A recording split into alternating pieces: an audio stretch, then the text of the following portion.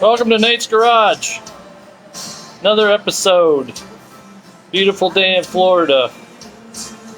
Probably 84, 85 degrees in the garage right now. Got the AC pumping, but the humidity is just killing us. So I'll turn the music down so you can hear me a little bit.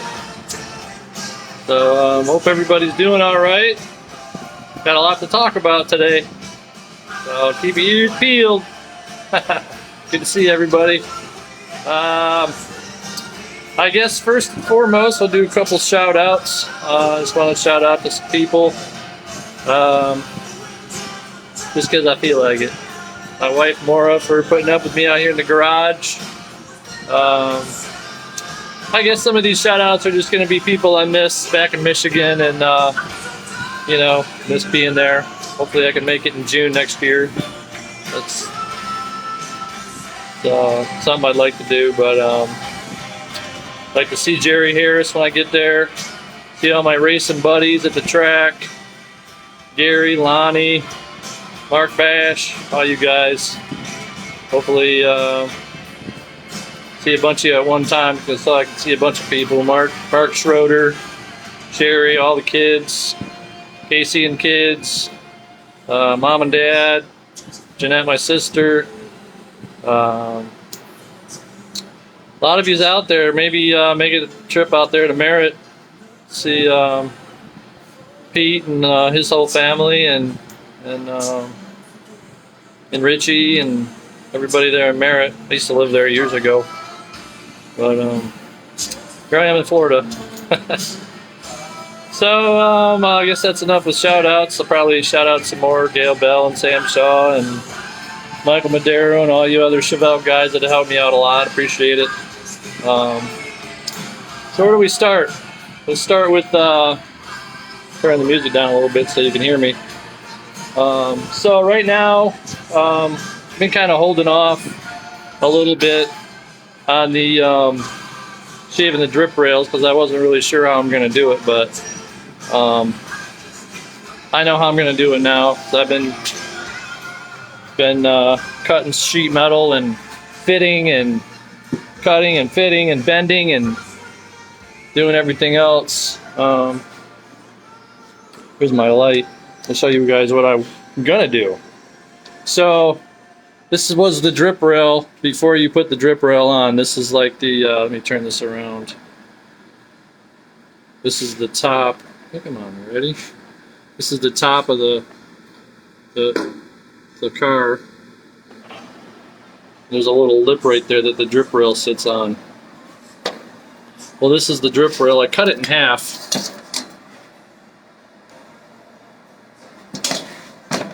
Like lengthwise. And how it's supposed to fit is like this. It's supposed to actually stick out like that, kind of, sort of. So what I did was I cut a section out of it. I cut it right in half on this side, on the side of the car right there. I'll show you.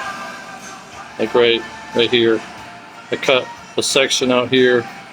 So what I was gonna do is let me get my light here. You can see, kind of, sort of, I'm using like 14 hands. So I was just gonna wrap it around like that after being cut, because it'll actually be flush like that. It'll be flush instead of sticking out like that. And I thought, I was looking at that, I go, well, that looks kind of stupid. So this is what I'm gonna do. Take this piece and stop it right there and pound this down and flush it with this, and the bottom. So it goes right into the metal. I'm going to weld it. It'll be flat. And then this piece right here, this piece is going to go underneath. This is going to fold over. This piece is going to fold over that. I'm going to weld it, make it flat, put some filler in there, and this whole thing is going to be, if you can picture it, flat all the way down. So instead of having that stupid lip right there like this, like that, it's going to be flat. This is going to go up into this. So I think that'd be pretty cool.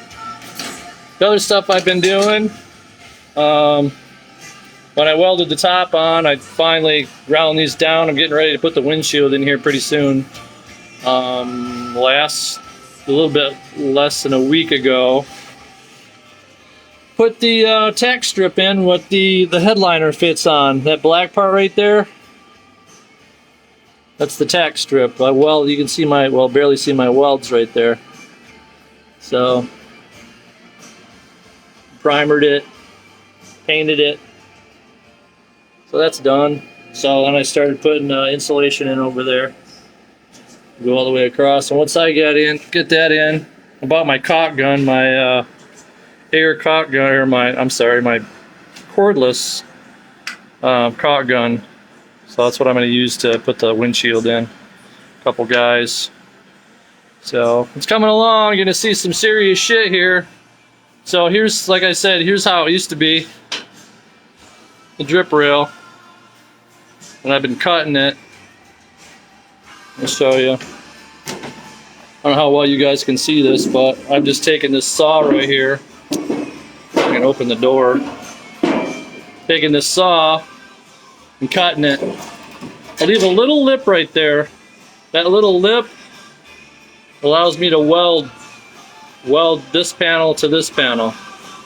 So I'll crimp those two together, and then I'll just grind it, and then I can still fit that piece on there. So I'm just cutting it like that. And you see I put some white marker on there so I can kind of have, kind of figure out where I want to be without overdoing it. So let's go to the other side of the car. Show you some stuff that I had to redo, because that's what you do when you build a car from the ground up. Because you make mistakes and you learn from them, and they're expensive. Oh shoot. Hey Jack, how you doing, buddy? Hey Gail. So this is my new quarter panel. Gail Bell and Sam Shaw and Michael Madero and all you other guys, you Chevelle freaks. So I had a quarter panel, and it didn't fit worth the shit on the left-hand side. I mean, literally, it wouldn't fit underneath this lip right here. You can see the tire, or maybe kind of sort of. So this is the tire, and this is the front part of the quarter panel. Well, this part right here wasn't fitting worth the shit. And I almost had this whole thing welded in, spot welded. So I ended up cutting the whole quarter panel off, throw it in the garbage. Let me tell you something.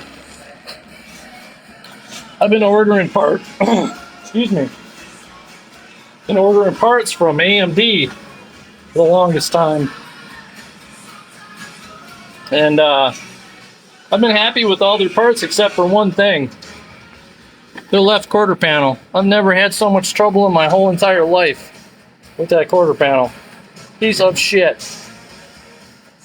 So we got another, I know some guys up at NPD, National Parts Depot, in Jacksonville, Ocala, North Carolina. I was telling them the problem I was having. They're like, well, they're different stamping. I said, okay. I said, I just want to make sure it's not my car, because I've done every measurement to man, and everything lines up right. It should just fit right in there. So it took, I don't know, it took about 4 or 5 days to get the new quarter panel. And guess what? The NPD panel fit perfect. I mean, literally, I didn't have to do no bending, no stretching, no nothing. I mean, it literally just went right up in the hole like it's supposed to. No pun there. But yeah, it fit right in there. I'm like, you gotta be kidding me. I mean, the one that I got from AMD, I couldn't even shut the door. I mean, I don't know what the hell is going on with their stamping, but it's terrible. It sucks. The worst I've ever seen, just, for that one part. Everything else fit really good. But I don't know. And I've heard a lot of other people having problems with their left-hand quarter panel from AMD as well, but I'm just like, you know what? Let me just give it a shot. It was a little cheaper too, actually, about $100 cheaper, and it fit like a glove. So I got my chrome back window trim. I got that. Let's see what else. Oh yeah, I got the speakers hooked up. Got the Alpine hooked up. I got everything hooked up in the dash, all the wiring. It's all ready to go. Had something kind of bad happen. Not really bad, but something weird. You guys probably know that I had to try out the drive shaft and everything after, because the drive shaft was too long. So my buddy Brad here in Palm Beach Gardens, he took it upon himself to do a professional job on this drive shaft. Took it to his shop, and it's better than factory. You can't even tell. And it's welded so well. I think we cut, what was it, an inch and a half off or something like that. Put the yoke back on, and then when I put the U-joints on, I put the yoke on the wrong side. Or I put the U-joints on the wrong side of the yoke, so I had to take it back out, switch the U-joints, and then put it back in the car. So after I put it in there, everything was perfect. At that point, it was the first time that I rolled the car out of the garage, that's the best feeling ever when you're doing a ground-up restoration. That was the first time I ever felt, well, not riding in one, because Dan Razza and a bunch of other of my friends had big blocks, and I always wanted one because, there's just nothing like the feel of a big block when you're inside one. And there's just nothing like the torque and the power, the low-end torque. So anyway, I actually backed it out of the garage, and probably only like maybe 50 yards or something. Just real slow, because the brakes needed to be bled a little, so I was kind of careful. I didn't want to end up like some of those guys and total their car because the throttle sticks or some stupid shit. But I was prepared for it and had my hand on the key and the ignition, so in case I had to shut her off. But I backed her out. I went through all the gears, everything worked good. And put it in drive, gave it about a quarter pedal, and let me tell you something. That posi unit works. Auburn posi, 373s in the back. Everything's been rebuilt. Everything's new back there. New seals, new everything. Disc brakes all the way around. And laid a black mark probably, I don't know, 6 feet, 5-6 feet, and let off. That was only about a quarter throttle or so. But then I go, all right, let me back up and, maybe give her half or 3/4 pedal. Holy shit, this motor came to life. I'm telling you. That's scary. This car's... You've never been in a big block car. It'll scare the daylights out of you. And I put it in park, shut it off, got out of the car, and I had seriously permagrin for like a month. It was unbelievable. But yeah, we're doing good on the car. So that was a highlight. Another thing, getting all the wiring done. I just got to hang the exhaust. Probably going to cut the exhaust right after the axle. Probably, I would say maybe a foot and a half after the axle, down to the ground. I'm just going to leave it that way. But other than that, like I said, my goal now is to get this welding done, get the drip rails welded in, put the windshield in, get the quarters on, get the whole back end welded up. I've been working on that. I've been talking to Sam Shaw and Gail Bell a while back about this stuff, and I just kind of put it on hold because nothing was fitting right, and that frickin' quarter panel was what was holding me up. And I just like, you know what? And I was going to try to fix it because and then ended up putting a dent in it, and I'm just like, you know what? I'm just gonna get another one from somebody else. So thank God it worked out. The other thing I'm gonna do while I'm doing the drip rails, I'm gonna put this trim right here. It goes up underneath. Let me turn this around. Oh, I gotta go this way. So the trim that is used for the weather stripping that goes underneath here, all the way across, I'm gonna put that in, while I'm welding it. That way there's no problems with that. This is the old one anyways. I have the new ones, the new chrome ones anyways, so. Other than that, the motor's running good. Let's see what kind of comments you guys got. Jack Bayer, I've been there.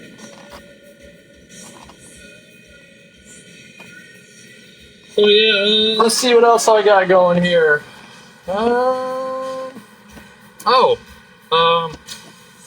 This is my glow shift color tinted transmission temperature gauge.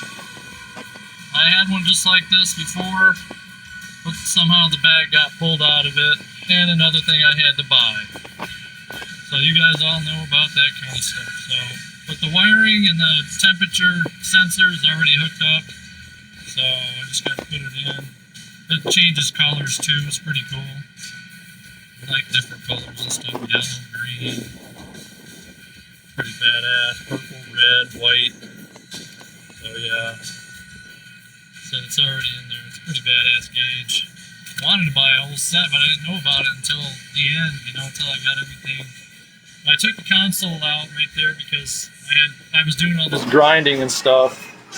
I really didn't want anything to get all screwed up in there, so I'll be putting that back in pretty soon here, getting the shifter and all that stuff. Oh yeah. So to finish my story, right after I got done doing the burnout, I brought the car in, shifted the gears, touched the gas a little bit and burned a little rubber in the garage.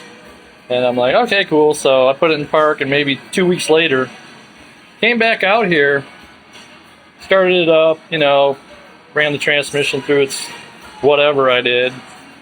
And it wouldn't shift into park, it wouldn't shift into any gear. I'm like, what the? That's not good. So, come to find out, I was talking to the guys that did the transmission and everything, which, I don't even have a mile on this transmission. Come to find out, the shifter cable was rubbing against the floor of the car, which the hole wasn't big enough to begin with. So got another cable. Jesus, those things aren't cheap. It's like $80 or something like that. But yeah, before I put the new one in, I put the new cable in, and then made some adjustments. Found out that the shifter, from the shifter to the shifter cable down below the floor, was like at an angle, so it was like rubbing against the floor, and it literally almost cut it in half, just from a little bit of whatever I was doing. But I put a new cable in there. I cut a hole out. I don't remember who I was talking to. We were talking about the cover that goes over where the cable is, and they were saying that they had to cut a hole there too. God, I can't remember who it was, but I had to do the same thing. Put it all in, installed it. It was already adjusted, so worked fine. That was the problem the whole time. I actually rerouted. I think my old cable was 4 foot long, and it was 4.5 foot or something like that. I ended up getting like a 3 foot. So I routed it different. I routed it straight instead of around the transmission like it says in the book. But it works. So, anywho, probably let you guys go. I said, I don't actually have the speakers or anything in. I don't actually have them cut into the back table yet, but it's gonna happen pretty soon here. Took the seats out because like I said, I'm grinding and welding. I don't want that white interior to get all screwed up. So, it looks like a mess. Anywho, let's talk about something, guys. Before I leave, main reason I wanted to talk to you guys today is about the racing community and all my racing buddies here and there and in Michigan and all around the United States. Government's trying to, well, obviously the gas stations, we're paying a lot more at the pump now and everything, which sucks. And it's probably going to put a bind on us for next year for racing. I wanted to take my car to Moroso up to the Palm Beach International Raceway and run it. But I can't do that because it's closing. Our drag strip 20 minutes away is closing for good. So now I got to go from Palm Beach Gardens all the way to either Orlando or Ocala or something like that, which is a pain in the ass. But I just wanted to ask you guys, how you're handling things, or if you've seen a big difference in gas prices, or if it's affecting you in the wallet yet, or if you have buyer's remorse because you voted for Joe Biden or what, but it's not looking good. And I just hope and pray things don't get too much worse. I'm sure if this bill goes through, $3 trillion or whatever the hell they want to go through, doesn't affect us too much. I'm sure there's going to be some inflation. Some of you guys that are old enough will probably remember back in the 70s when they had inflation and how that affected everybody. I was born around Nixon era, and I've seen a lot of stuff. I mean, I didn't pay attention too much, but I really pay attention to history, and history is repeating itself again. Every time a Democrat is in office, this happens every time. Gas prices go up, inflation, every time. And I usually don't talk about politics on this, but this has a lot to do with my drag racing buddies and my really good friends from all around the United States. And we got to be honest with each other. We got to fight this. We got to rebel. We got to fight this, because if we don't, they're going to run us over like a train. Sell our cars off and everything's going to be electric. That's bullshit. Not going to happen. That's my fear. That's my fear that, what's John Force going to do? Is he going to sell his business? What's Tony Pedregon going to do? What are those guys going to do? They all going to go to electric?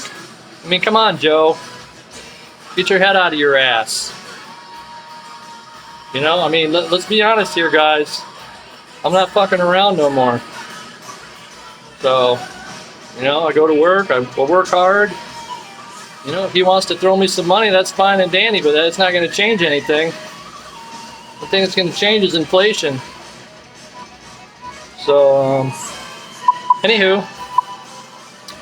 like I said, I just hope things aren't getting too expensive up there in Michigan. I was talking to my dad today, and he said that the hospital's getting filled up again with COVID patients up there in Traverse City, Michigan.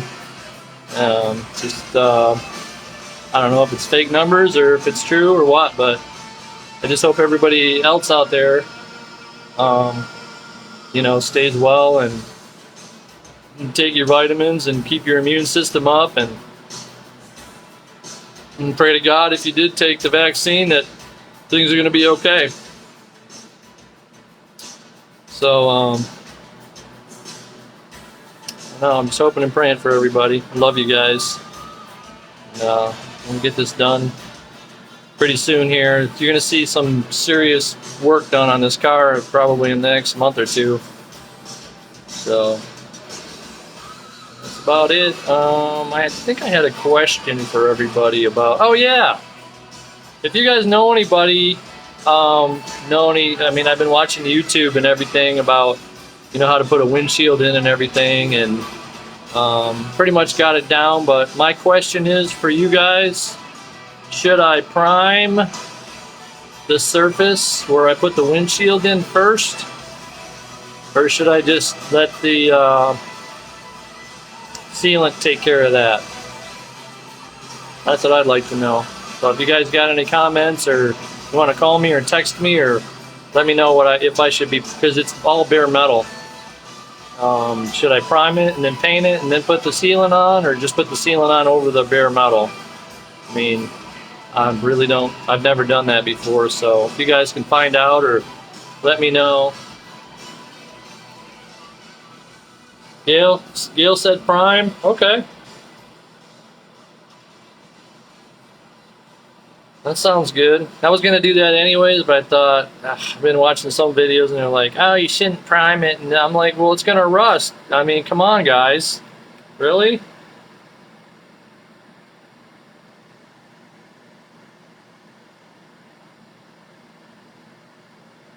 So, anywho, yeah, let me know about that. Also about the back. Gail already told me pretty much I should be priming it, so it was from the factory. Okay, cool. Awesome. Good. What about paint? Should I paint over the primer too? For a little better barrier? Or just leave primer? I don't know. Let me know. I'm always learning.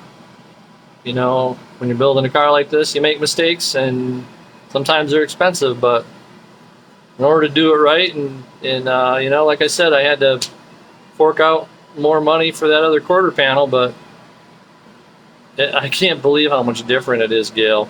You would not believe the difference, the way that thing fit. Unbelievable. Night and day. So hopefully Sam didn't have that much trouble with his. I think he went AMD too with his left side, but just so you know, guys, the NPD one fits better. So just from experience, so you guys don't waste any money. I'm sure, Gail, yours was fine. I mean, I didn't hear you saying anything about it, so anyways. Let's see what else I got going here. I think that's about it.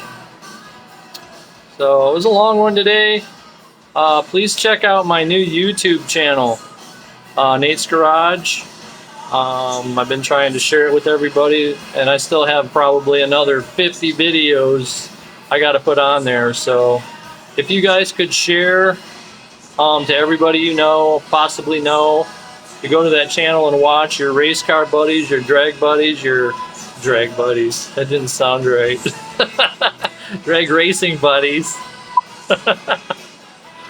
But yeah, please share many people as you can. I want to subscribe. I guess the word is subscribe, because I want to get to where I can do a live show, because if you don't have 1,000 subscriptions, you can't do a live. You got to do it on Facebook first.